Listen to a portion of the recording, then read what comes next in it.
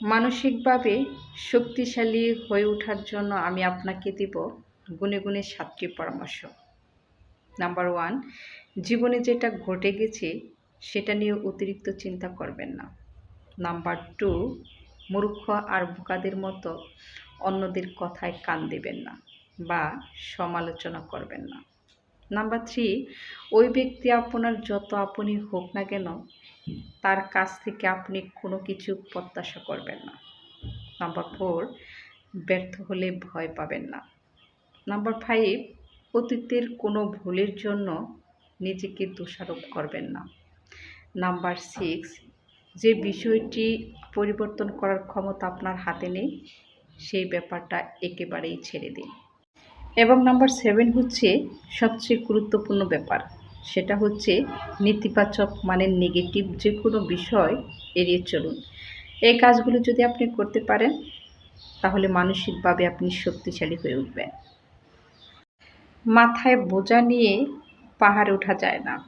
জীবনের লক্ষ্যে পৌঁছাতে গেলে কিছু টক্সিক মানুষ, কিছু সম্পর্ক, কিছু বাজে স্মৃতিকে পেছনে ফেলে আসতে হয়। সবার মন রক্ষা করে সফল হতে পারবেন না। তাই কখনো কখনো নিজের ভবিষ্যতের জন্য হলেও কিছু জিনিসকে গুড বাই বলতে হয়।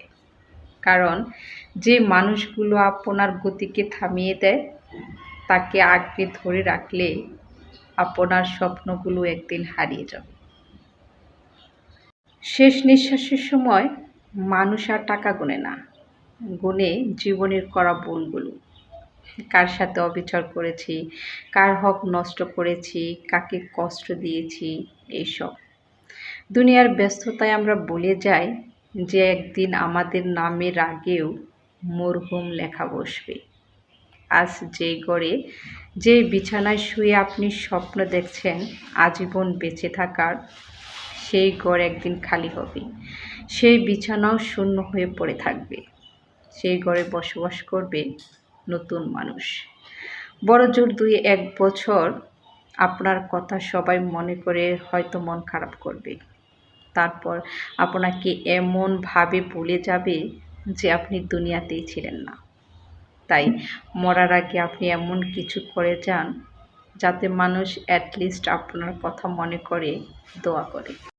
পরিবার বাঁচাতে চাইলে একটা কথা মনে রাখবেন, প্রতিবেশীর কথা যত কম শুনবেন তত আপনার সংসারে শান্তি থাকবে। প্রতিবেশী হলো একটা পারমাণবিক অস্ত্র। সে নিজের ঘরে আলো দিতে না পারলেও অন্যের হাসি খুশি ঘর ছাই করার ক্ষমতা রাখে।